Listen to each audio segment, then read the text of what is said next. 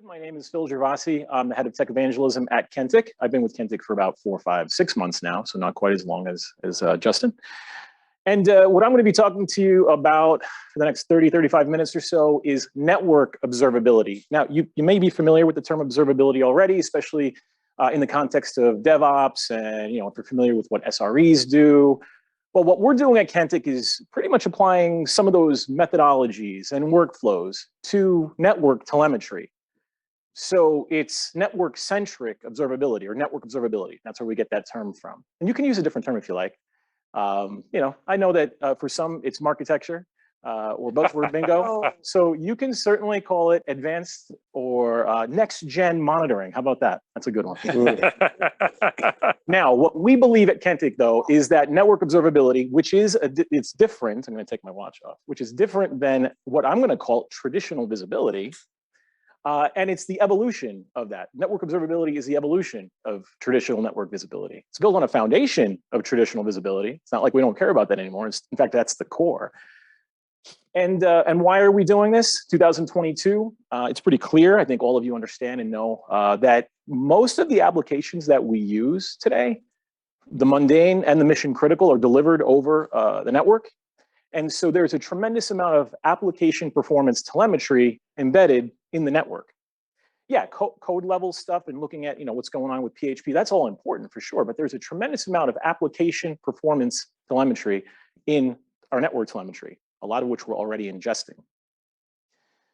So this subtitle here, the ability to answer any question about your network, that's kind of a Kentik definition that our CEO and co-founder, Avi Friedman, came up with, and it's in his book, his ebook, Network Observability for Dummies, which you can go and download for free. It's just a PDF ebook. But what does that mean, right? It certainly doesn't mean that you can literally ask your computer a question about your network. Now, I'm being silly, obviously, a little bit of levity here.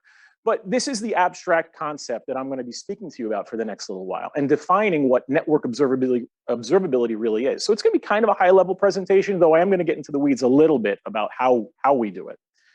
But I want to spend some time defining it first.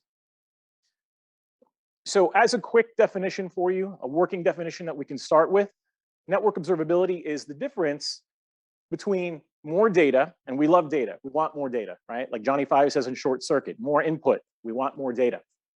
But it's the difference between more data and more answers. And you got to understand that we're not shunning legacy or traditional visibility. Data is the foundation of what we're doing with network observability. And so, volume, having more diverse data sources, making sure that that data is as accurate as possible is central to doing what we do with network observability well. The old saying, garbage in, garbage out. And you can see in kind of in a trite, short fashion here, we have that traditional visibility lets you see what's happening on your network. Very important. We still care about that. But network observability then goes to the next step and helps you to understand why a particular event occurred. Does that make sense? I understand that that's an abstract differentiation, and so therein lies the whole concept of marketecture and vaporware and what are you really talking about. But hopefully by the end of the presentation, you understand. So before we get into a true, what are we doing? How are we actually making network observability work? It's important to understand that it is not replacing traditional visibility. It's built on top of what we're doing with visibility. And that's the collection, the ingest, and the analysis of flows of SNMP, IPFix, VPC flow logs, Google system logs, eBPF, what else? A lot of stuff, right? The results of synthetic tests, even metadata that Justin alluded to in the previous presentation.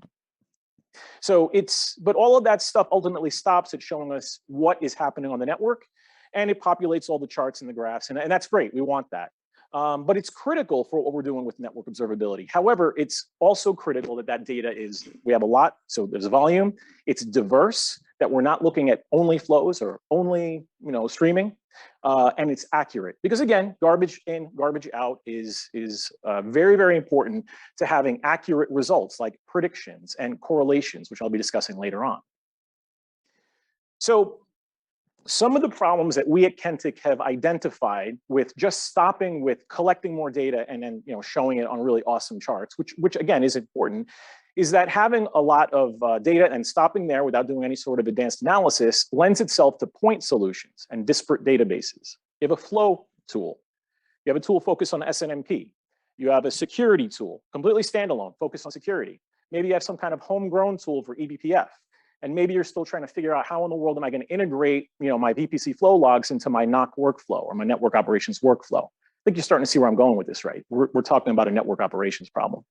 This lends itself to gaps and pockets of visibility. And then remember, we're talking about a human being engineer having to then look at all these tools and in your mind, right, you're the computer, figure out how that data relates to each other and then make sense of it. The correlation's happening in your brain. The data types themselves are going to be drastically different as well. Think about an application tag. It's a tag. It's a random number. It's a label. And then over here, you have billions of bits per second and millions of packets per second. And over here, you have a scale, 0 to 100. It's a percentage. These are all different things. And so how do you make sense of that very quickly, right? Scale and format. Ultimately, again, going back to the human engineer, the root problem here is that the human activity of troubleshooting, forecasting, predicting, root cause analysis is very tedious, manual, and slow. So it's a network operations problem that we're looking at. The goal here is to augment you as a network engineer sitting at the Kentik UI trying to figure something out, an application performance problem running over the network, okay? And ultimately, I've been there, right? Maybe you have as well. I think I'm hitting the microphone with my hand. Many of you, we know each other personally. I've been a network engineer for 15 years, and I remember sitting, looking at, the WebEx screen or the Zoom screen on a team call with a Windows person, with the security person, with other engineers, trying to figure out why something is working, right? So we identify a clue and we chase that clue. And then it leads us to another clue and then another clue. And that's fine, right? Because ultimately what happens? We find the solution. We're engineers, that's what we do. So you could replace all of this with a team full of PhD data scientists. But even then, you're still prone to human error and the time that it takes for them to figure it out. And so what we're going to do now, I'm going to tell you the goals of network observability is to make that a programmatic automated process as much as we can. And to the extent that we can, we're going to give you useful, insightful intelligence with the Kentik Observability Cloud platform. Now, I chose those words very specifically. They have meaning, okay? Useful means, well, you know what useful means, right? Not, useless. But let me give you an example. It has meaning to you as an engineer trying to figure out a problem. What if I showed you some correlation? You're like, who cares? I don't care if these things are correlated. What does it mean to me? What can I do to resolve this problem on my network? Let me give you an example. You have a 400 gig interface in your data center, right? And it's chugging along day to day to day. You're kind of plodding along here at 1 meg per second. And then I, all of a sudden, see that it jumps to 50 megs per second. Who cares? Does that have any impact on user experience? Probably not. Does it have any impact on application performance? Probably not. And so do I start firing off alerts because it's a statistically large increase? It's a weird thing. It's interesting, but we don't care about weird and interesting per se, unless it does affect application performance, unless it affects the user experience, and then it becomes a bad thing. And then when I say insightful, imagine that 1 meg becomes 1 point, and weeks after week after week, right? It's 1 meg every day on a 400 gig interface, and then goes to 1.25 megs for a week, and then 1.4 megs, and then 1.75, and then it's 2 megs. It doubled over the course of a couple of weeks. Again, who cares? Well, maybe you do. And that's where the insight comes in, because we do see a trend that you need to be aware of. Do we fire off all like the fire trucks in your town and send them on mission critical alert thing? Maybe not. Maybe it's a warning and we send it to you. System generated alert that this trend is occurring and this might be the cause, which in our system we call factors, okay? So we're gonna, and I spent a lot of time on the first bullet because that's the crux of everything that we're doing. When I talk about statistical analysis and machine learning and some specific algorithms, that's not the point of what we're doing. We're not bolting on machine learning and then saying, going around the community saying, we're an ML platform. No. We are a network observability platform with the express purpose of giving you useful, insightful information so we can augment and engineer and help you do root cause analysis faster, more efficiently, right? ML, statistical analysis, divergence of data, being able to query our databases faster, those are just tools in our tool belt. And we'll use whatever tools are necessary to get to that first bullet point. So we're going to automate root cause analysis. And to the extent that we can, we're also going to do it in the context of probability. Because when we start talking about running algorithms and doing applying ML algorithms, it is a matter of probability, a matter of certainty, right? Can you trust what this result is? Kind of presupposes that you have accurate data, doesn't it? So we're also going to correlate diverse visibility information, but I want you to understand something. I'm going to pause here and even put my little clicker down, because this is really heart to heart now. Correlation is not the end all of network observability. We can correlate a ton of stuff in your network, and a lot of it is not useful. So we don't care. We're not going to create alerts for you.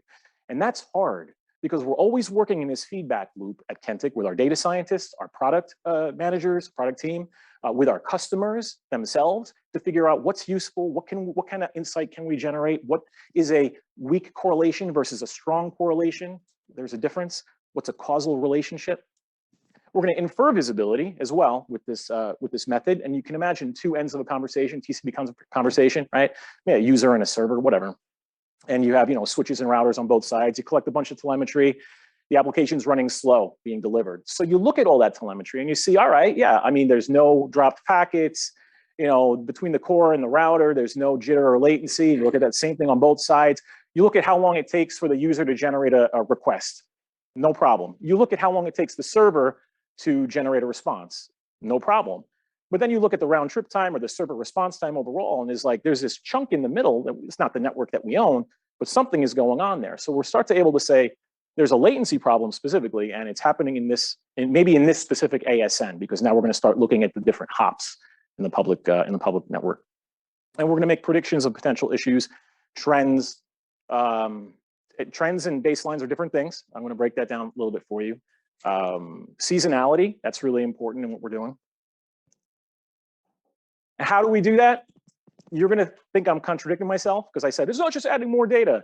Well, it is, because we want a more robust data set that's highly accurate and diverse in its nature. So we are going to start with adding more data. This is one of the pillars of what we do. Justin mentioned it in the initial presentation, the corporate intro. We're going to do something called enrichment, telemetry enrichment, with metadata to provide our data set, our raw data, our interface statistics, our flow data, all that stuff, more context, hopefully some sort of a business context that makes sense. Geolocation, security groups, application tags, DNS information, which is a big one.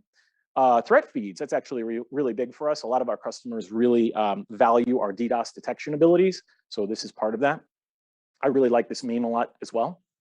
I had a different one, and then I swapped this one last minute. I hope you like it too. And we also, this is another pillar, we make a distinction between passive and proactive telemetry. Justin mentioned synthetic testing, we call it synthetics. You probably are already familiar. This is not necessarily new in the industry. But the difference is that passive telemetry is stuff that already happened on your network. It might have happened like just now, right? So it's like you're never really in the present, that whole like metaphysical thing. But in any case, we're talking about flows, streaming telemetry. You see it on your screen, SNMP, IPFix, all that stuff. All right, technically, it's not all generated from production traffic, because you could have like an SFP go bad, interfaces down, SNMP gives you an alert. Technically, that's not production traffic. But generally speaking, you are gauging the health of your network, the performance of an application based on production traffic, users, already happening stuff. So we balance that. We don't do one or the other, by the way. We combine these in our data set. We use synthetic tests to check things like page load times, to check latency, loss, jitter, basic network-centric things like that. We do transaction tests where we can simulate an end user logging into something and doing stuff, and we'll capture each individual metric as those things occur. Really useful information. It's artificially generated traffic, not user traffic. Now, I do want to pause. For any of you purists, I'm looking at you, Peter Welcher. This is technically not observability. Synthetics is not observability in the pure sense, because observability means not making any changes to the system or affecting the system in any way. And synthetics is literally putting traffic onto the system. Nevertheless, we do these synthetic tests, we take the results of those and we combine them with passive telemetry in our overall database. And I'm going to explain what the database looks like in a little bit. So you're saying to me, you do observability by just adding more data? Like that's kind of counter to what you said before. Well, how do we actually do network observability? Let me go through the 5 main kind of points here. First, we ingest a huge amount of data from a variety of sources, and we're always looking for more ways and more types of data to ingest. So if there's a new cloud platform that comes up or whatever, and then they become really huge, we're going to look for a way to ingest that. Now, I admit that that's going to cause heartache for our product team and our engineers to figure out how do we ingest that? What do we do with this now, right? Our data scientists have to figure that out. But nevertheless, we want it. We want that additional perspective of what's going on in the network. Next, number two, we're going to classify, cluster, group, scale, and normalize data. That's interesting stuff. Those are all machine learning terms. But I don't want to downplay machine learning. I just want to remind you that it's one piece of what we do, okay? So otherwise, what we're doing is creating structure in otherwise unstructured data. And you have to remember, a lot of network telemetry is unstructured, unlabeled, ephemeral, short-lived. When we're looking for correlation, sometimes that correlation is temporal, very short. And then that thing is no longer occurring. And then how do you compare that to long-term permanent correlation or dependencies? We're going to recognize patterns in data, which is pretty much related to number two, but we're going to recognize patterns in data, which kind of underpins how we do DDoS detection and other things as well, looking at seasonality, trend analysis. And then we're going to automate baselining and perform anomaly detection, as opposed to you doing it. You see? Like, we didn't invent anomaly detection, but we are creating a system so you don't have to do it, and then we can combine that knowledge with the rest of what we're doing on the platform. And then we're going to correlate to learn how data points relate to each other. So how this works, this is kind of a marketing slide. So I'm going to spend a short amount of time on this one and more on the next one, which really digs into the platform.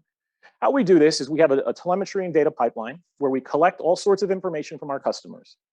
And that gets ingested into our Kentik Network Observability Cloud. We are a SaaS company, so it's all coming into us. And there we have the compute, we have the storage to be able to do what we want to do with it. Now, and I'll explain how we ingest that shortly. So we ingest that. At the point of ingest, we also do the enrichment, and we start to do the classification and the clustering and applying maybe a Holt-Winters algorithm to do exponential smoothing and find, some kind of trend and new predictions, whatever we need to do at the point of ingest for a reason, which I'll get to in my next slide. But notice how that blue box there is in the middle, and it's kind of the foundation for all our products. So I want to make it clear that we are not, like, there is no ML menu in the Kentik UI. It underpins a lot of what we're doing. Now, we do have one particular product called Kentik Insights, which I'm going to show you. But a lot of this stuff, it underpins how we do, capacity planning, which is not part of Kentik Insights in the sense that it's not part of that menu. And trend analysis, and even cost analysis when we're looking at what's your cost, over time with AWS or whoever, right? Our DDoS detection uses this technology. And there's actually a couple more products that aren't even on there. Now, how does this actually look? How does this look as a platform? Let me go through this with you. So first, we're going to collect information from a bunch of sources. The lower left, network data, being kind of like what we've been doing for years, but we will also collect information from, CDNs, DNS information, which is actually very important, containers, eBPF information from that. Whatever it is that we can get, we're going to ingest that. The way that works is that we just install a very lightweight Linux package at the location, whether that's in your public cloud environment, branch office, data center, whatever. It's called kproxy, and then we're going to use that to establish a secure SSL tunnel back to us, and so that there's a secure, pipe of communication back to us. Although some I guess don't even bother with that, but that's basically how we ingest information. At that point of ingestion, we're also going to enrich that data with the metadata that I mentioned to you before, GeoIP, threat feeds, whatever's necessary. And at that point of ingest, we're going to start to do all those things like classification, like looking for patterns in the data on purpose. The reason is that imagine having a giant growing database, and then later on you want to query it and look for correlation. Yeah, well, good luck. That's silly. You want to be able to do it right away when it's manageable. Number one. Number two, a lot of it's unlabeled. You're just going to go store it unlabeled. You need to classify that information right away so it's useful for you later on. Also check its accuracy. That's probably not the right word, but you want to make sure it's accurate as it comes in. And then you're going to take the results of that, and you're going to feed basically, the ability to query that data at you as an engineer sitting at a client. You're going to be able to query it with custom queries, which can take longer if they're weird queries, right? You're going to be able to just sit at the UI and receive automatically system-generated insights, which is iterative, right? This is something that we've been doing, something that we do now, and it's also roadmap, all three at the same time. And so over time, those insights, the goal is to make them more useful, more insightful. We're also going to store that data We store our data in columnar databases specifically because we believe that that is a good balance of being efficient and fast to query. And also it allows us to be compliant as far as security is concerned because it allows us to separate customer data. We have a main data table for each individual customer, 2 databases within it, one being a short-term storage where you can query something for like root cause analysis of something that just happened, and therefore the queries are faster, right? And then we have something more long-term, and that's one of the ways that we keep things moving faster and efficient for you as an actual engineer sitting at the Kentik UI. And then of course all that's stored locally in the Kentik private cloud on encrypted disks. And then we're also going to send that off to whatever tools you're using for notifications, email, Slack, ticketing systems, all that stuff that we're used to. So let me go into the specifics of what we're doing at that point of ingest. But before I do, I want to just make you understand, or I want you to understand, that the machine learning component that I'm going to discuss with you now is not everything that we do. It's not, and it's not a bolt-on either, but it is one of the tools in our toolbox to figure out what is most useful for you. So for example, if we find that the accuracy of the results of a particular algorithm aren't what we want, drop it, do something more simple that's just more accurate. It's not the tool that we care about, it's the results. So at the point of ingest, one of the things we're going to do is classification. Classification includes algorithms like k-nearest neighbors and decision tree, if you're familiar with ML, right?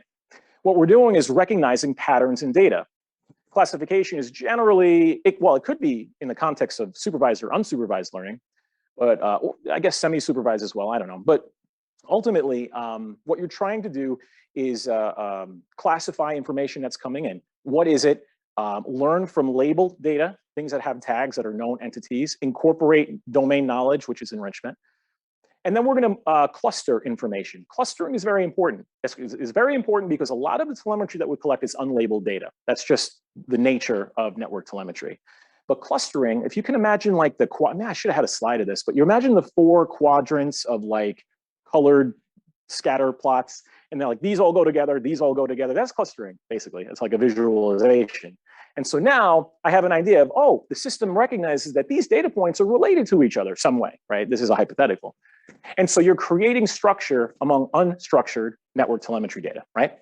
That allows you to also group data. Grouping data allows me to treat a group, right, as one object in the database, thereby reducing the amount of data I have and also making querying faster.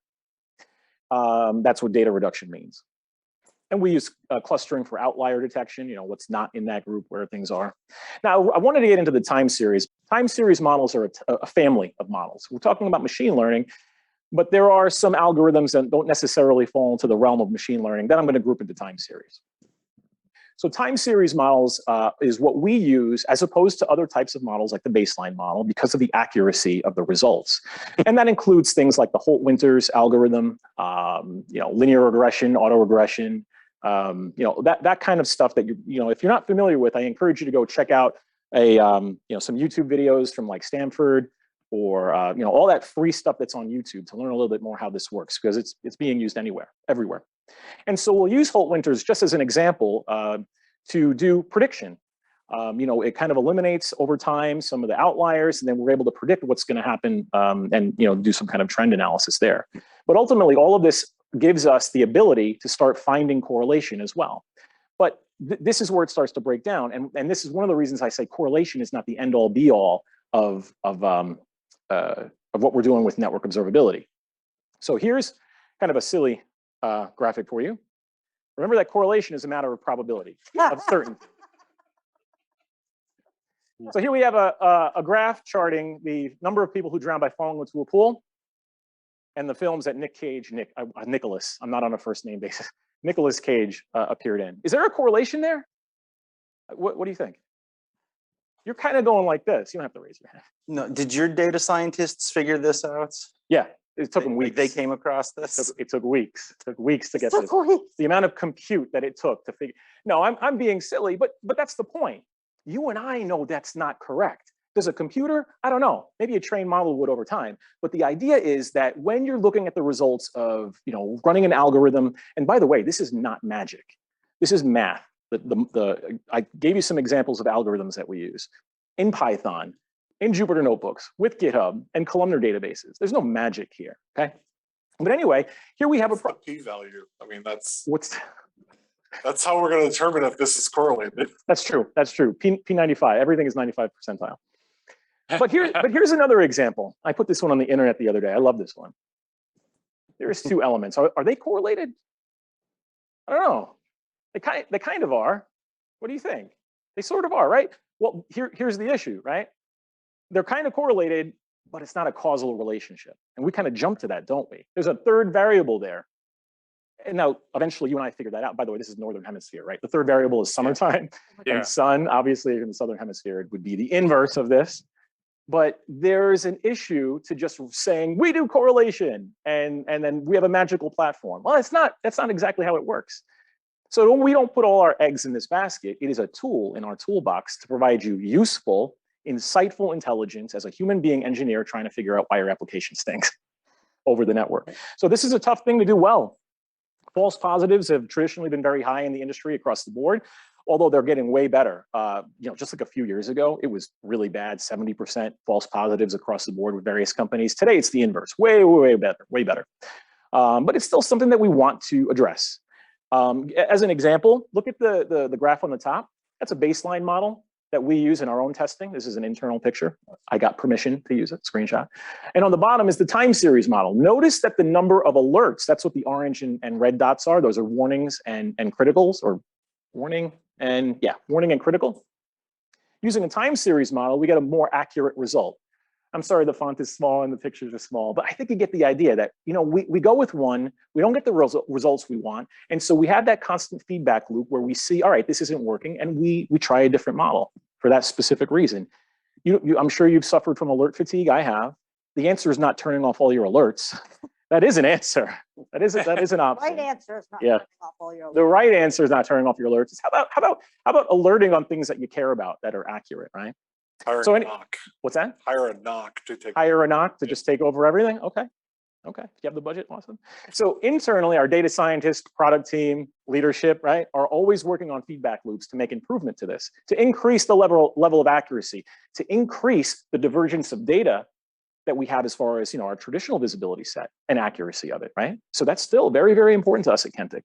We're going to do things like use trained models to reduce I/O and CPU utilization, so to make querying faster, more efficient. We're going to look for ways to apply statistical analysis and ML algorithms where appropriate. And we reserve the right to change when the results aren't exactly what we want, because again, we're not just bolting on ML to Kentik. We're trying to provide you useful, insightful intelligence to make your root cause analysis faster and augment you as a network engineer. And then, of course, always underpinning everything is, can you trust what we tell you? Can we trust, when I say we, I mean the system, can you trust it? That's very important.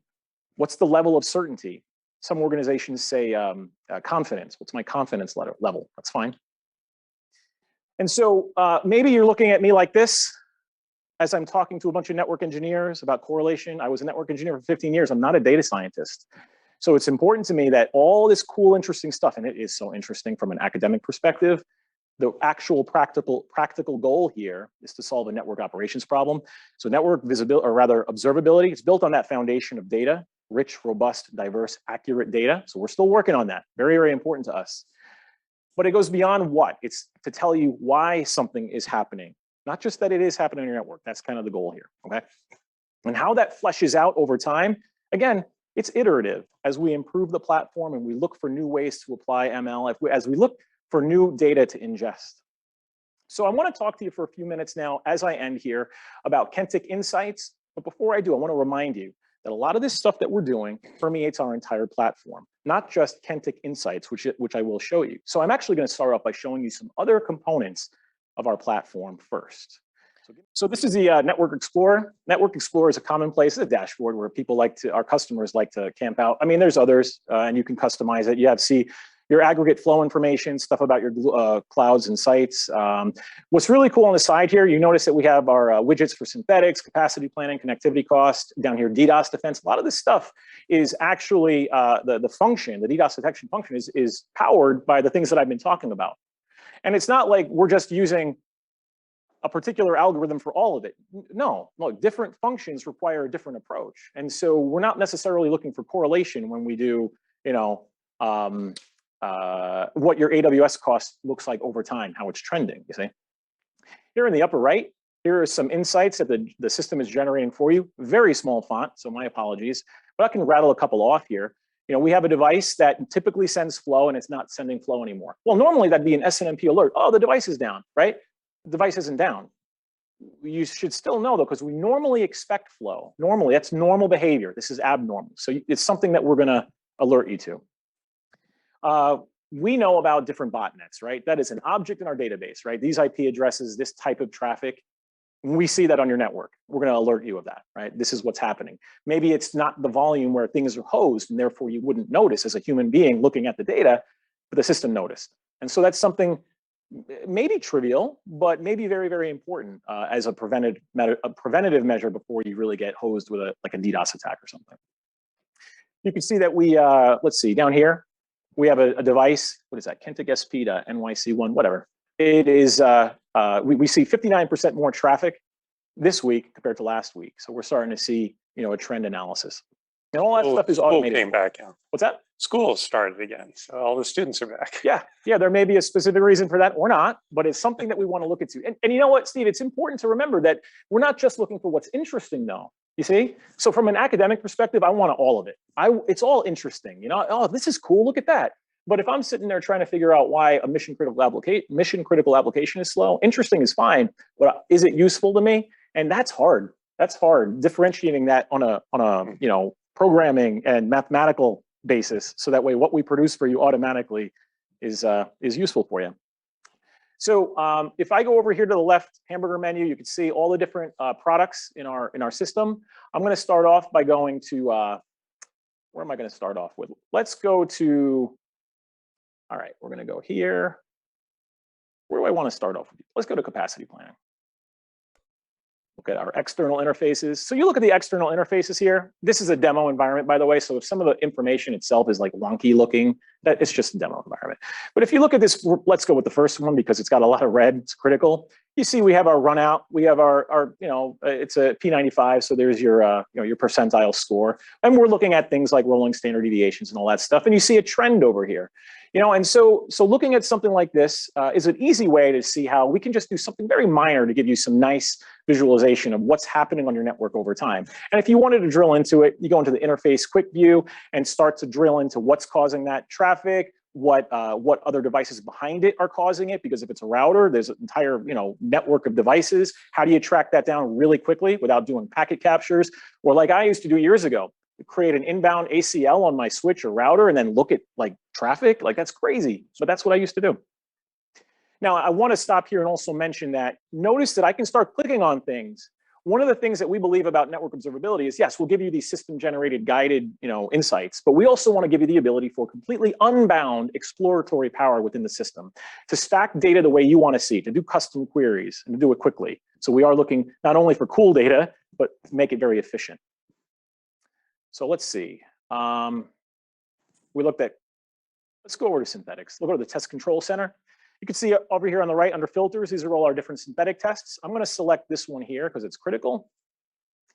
And this is just a network mesh test where we have a bunch of meshes here. It's only like four agents, 3 agents. But you can imagine this may be hundreds of agents. You have a large network with many branches. Maybe you're a service provider with many hundreds of branches. And we're doing things like testing, obviously up, down, latency, loss, jitter, some basic network-centric stuff. And as you can see here, we got a lot of critical alerts, right? So let's see what's going on. I click on this here and go into view details. And let's give it a second here. This here, again, simple. We don't need to go nuts because I want it to be fast. So I'm going to use the appropriate algorithm to figure out what the rolling standard deviation is. So it can automatically generate baseline and automatically generate a threshold, 2 different things, right? And then alert on that. Rather than, you can certainly create custom thresholds and baselines. That's completely fine. In fact, if you have a very custom application and it can only be 100 milliseconds latency, whatever, you can do that.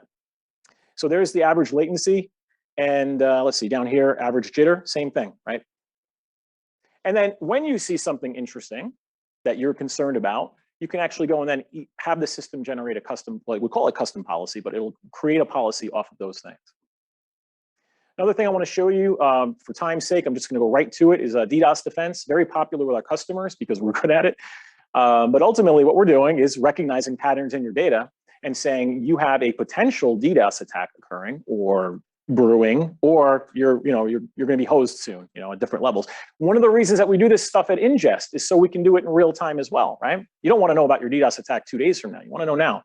So again, demo environment. So the data is whatever. There's not that much stuff going on. But as I scroll down here, take a look at this. All the different types of attacks, right?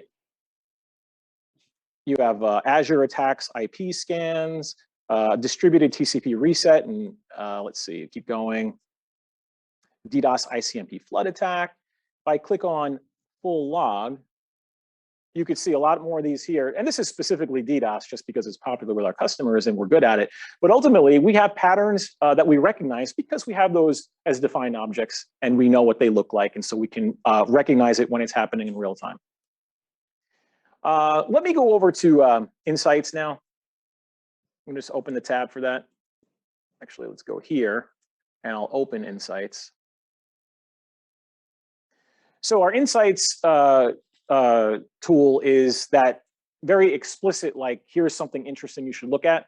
So when you click on that in the menu, that's what we're looking at. So I can expand it to the last 30 days and start scrolling through. You see you have all sorts of interesting stuff. So we're comparing various sites and say this site compared to this site used to look like this, now it looks different, and this is something you should be concerned with. So if I scroll all the way down to the bottom, there's one in particular I wanted to show you, this interface utilization spike. You see there? I have it open in another tab. When I click on it, this is the issue that we're seeing. We see a spike in interface utilization, and the system is going to give you when that happened, why that was fired, that alert was fired, right? And then down here, notice that we're getting what we call factors. This is what we think, their system thinks caused it. Now that's a router. So if I click on that router, you see that on the bottom there? It's hard to see, traffic for source address, whatever, this port and this value. Maybe our UI people can make this bigger in the future. So if I click on that IP address, I dig down further and I find that it's this specific device. I can edit the data sources. So what do I want to look at? Flow data, interface statistics. You have an unbound ability to explore what's going on. If I click on the device itself, I can start to very quickly identify, all right, it's this device on the LAN behind the router, this wireless control, whatever it is that's hosting my network.